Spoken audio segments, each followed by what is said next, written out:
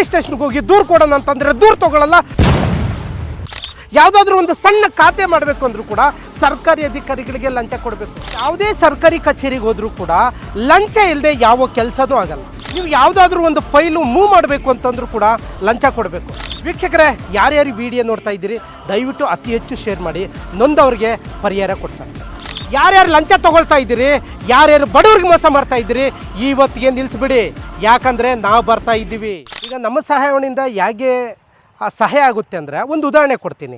ನೀವು ತಾಲೂಕು ಕಚೇರಿಗೆ ಏನಾದರೂ ಪಾಣಿ ಮೆಟಿಷನ್ನು RTC ಬೇಕು ಅಂತ ಹೇಳ್ಬಿಟ್ಟು ತಾಲೂಕು ಕಚೇರಿಗೆ ಹೋಗಿ ಒಂದು ಅರ್ಜಿ ಬರ್ಕೊಟ್ರೆ ಆ ಅರ್ಜಿನ ಸುಮಾರು 6 ತಿಂಗಳಾದರೂ ಕೂಡ ಅರ್ಜಿಗೆ ಉತ್ತರ ಕೊಡಲ್ಲ, 4 ತಿಂಗಳಾದರೂ ಉತ್ತರ ಕೊಡಲ್ಲ. ಸರ್ಕಾರಿ ಅಧಿಕಾರಿಗಳು ಕೂಡ ಇವ್ರ ಕೈಗೆ ಸಿಕ್ಕಲ್ಲ.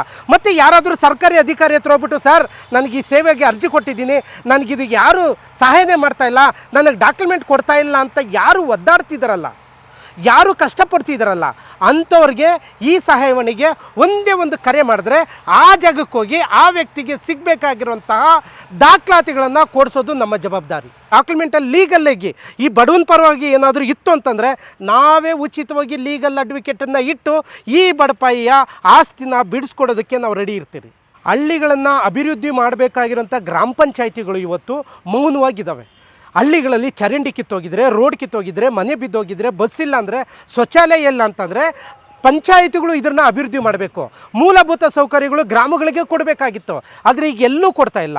ಅದಕ್ಕೋಸ್ಕರ ನಾನು ವೀಕ್ಷಕರಿಗೆ ಹೇಳೋದೇನೆಂದರೆ, ನಿಮ್ಮ ಗ್ರಾಮದಲ್ಲಿ ಯಾವುದಾದ್ರೂ ಚರಂಡಿ ಕಿತ್ತೋಗಿದ್ರೆ, ರೋಡ್ ಕಿತ್ತೋಗಿದ್ರೆ, ಮನೆ ಬಿದ್ದೋಗಿದ್ರೆ, ಪಂಚಾಯಿತಿಗಳು ಅಭಿವೃದ್ಧಿ ಮಾಡಿಲ್ಲ ಅಂದರೆ ನೀವು ಒಂದೇ ಒಂದು ಕರೆ ಈ ಸಹಾಯವಾಣಿಗೆ ಮಾಡಿ.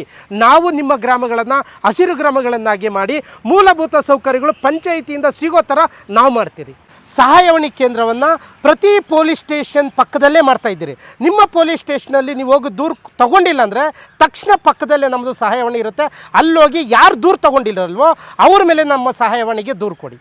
ಯಾವುದೇ ಅಧಿಕಾರಿ ನಿಮ್ಮ ಹತ್ರ ಲಂಚ ಕೇಳಿದ್ರೆ, ಯಾವುದೇ ಅಧಿಕಾರಿ ನಿಮ್ಮ ಕೆಲಸವನ್ನು ಡಿಲೇ ಮಾಡಿದ್ರೆ ತಕ್ಷಣ ಪಕ್ಕದಲ್ಲಿ ಇರುವಂಥ ನಮ್ಮ ಸಹಾಯವಾಣಿ ಕೇಂದ್ರಕ್ಕೆ ಅಂಥ ಅಧಿಕಾರಿ ಮೇಲೆ ದೂರು ಕೊಡಿ, ನಾವು ಅವ್ರ ಮೇಲೆ ಕ್ರಮ ತಗೊಳ್ತೀರಿ. ಸರ್, ಕರ್ನಾಟಕದಲ್ಲಿ ನಾವು 224 ವಿಧಾನಸಭಾ ಕ್ಷೇತ್ರದಲ್ಲೂ ಕೂಡ ಒಂದೊಂದು ವಿಧಾನಸಭಾ ಕ್ಷೇತ್ರಕ್ಕೆ 15 ಜನನ ಆಯ್ಕೆ ಮಾಡ್ಕೊಳ್ತಾ ಇದ್ದೀರಿ. ಆ 15 ಜನ ಕೆಲಸ ಏನು ಅಂತಂದರೆ, ಆ ವಿಧಾನಸಭಾ ಕ್ಷೇತ್ರದಲ್ಲಿ ಯಾವುದೇ ಒಬ್ಬ ಬಡವ, ಯಾವುದೇ ವ್ಯಕ್ತಿ ತನ್ನ ಕಷ್ಟ ಅಂತ ಹೇಳ್ಕೊಂಡು ಕರೆ ಮಾಡಿದ್ರೆ ಉಚಿತವಾಗಿ ಈ 15 ಜನ ಹೋಗಿ ಅವರಿಗೆ ಸ್ಪಂದಿಸಬೇಕು. ಪೊಲೀಸ್ ಸ್ಟೇಷನಲ್ಲಿ ದೂರು ತೊಗೊಂಡಿಲ್ಲ ಅಂತಂದರೆ ಅಲ್ಲಿ ಹೋಗಬೇಕು. ಸರ್ಕಾರಿ ಕಚೇರಿಗಳಲ್ಲಿ ಅವ್ರಿಗೆ ನ್ಯಾಯ ಸಿಗ್ತಿಲ್ಲ ಅಂದರೆ 15 ಜನ ಅಲ್ಲಿ ಹೋಗಬೇಕು. ಇನ್ಯಾವುದೋ ವರದಕ್ಷಿಣೆ ಕಿರುಕುಳ ಅಂತಂದಾಗ ಅಲ್ಲಿ ಹೋಗಬೇಕು. ಇನ್ಯಾವುದೋ ಗಂಡ ಹೆಂಡತಿ ಸಮಸ್ಯೆ ಅಂತಂದಾಗ ಈ 15 ಜನ ಅಲ್ಲಿ ಹೋಗಬೇಕು.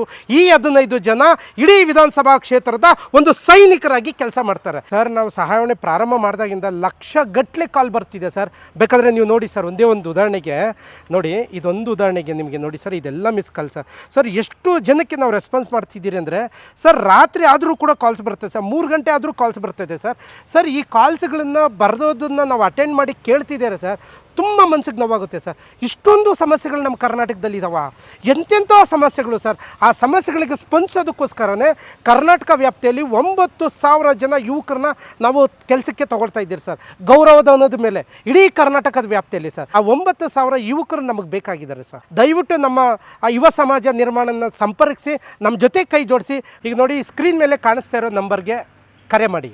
ಅಕಸ್ಮಾತ್ ಇದೇನಾದರೂ ಬ್ಯುಸಿ ಬಂತು ಅಂದರೆ ದಯವಿಟ್ಟು ನೀವು ಬೇಸರ ಮಾಡ್ಕೊಬೇಡಿ. ತಕ್ಷಣ ವಾಟ್ಸಪ್ ನಂಬರು, ಇದು ಕೂಡ ವಾಟ್ಸಪ್ ನಂಬರೇ. ನಿಮಗೆ ಏನೇನು ಸಮಸ್ಯೆ ಇದೆ ಆ ಸಮಸ್ಯೆನ ನೀಟಾಗಿ ಒಂದು ವೈಟ್ ಶೀಟಲ್ಲಿ ಬರೆದ್ಬಿಟ್ಟು ತಕ್ಷಣ ವಾಟ್ಸಪ್ ಮಾಡಿ. ನೀವು ವಾಟ್ಸಪ್ ಮಾಡಿದ್ಮೇಲೆ ನಮ್ಮ ತಂಡ ಲೀಗಲ್ ಟೀಮು ನಿಮ್ಮನ್ನು ಕಾಂಟ್ಯಾಕ್ಟ್ ಮಾಡುತ್ತೆ. ಕಾಂಟ್ಯಾಕ್ಟ್ ಮಾಡಿ ನಿಮ್ಮ ಸಮಸ್ಯೆಗಳೇನು, ಏನೇನಿದೆ, ನಿಮಗೆ ಯಾವ ರೀತಿ ನ್ಯಾಯ ಒದಗಿಸ್ಕೊಡ್ತೀರಿ ಅಂತ ನಮ್ಮ ಲೀಗಲ್ ಟೀಮ್ ನಿಮಗೆ ಕರೆ ಮಾಡಿ ಮಾತಾಡುತ್ತೆ.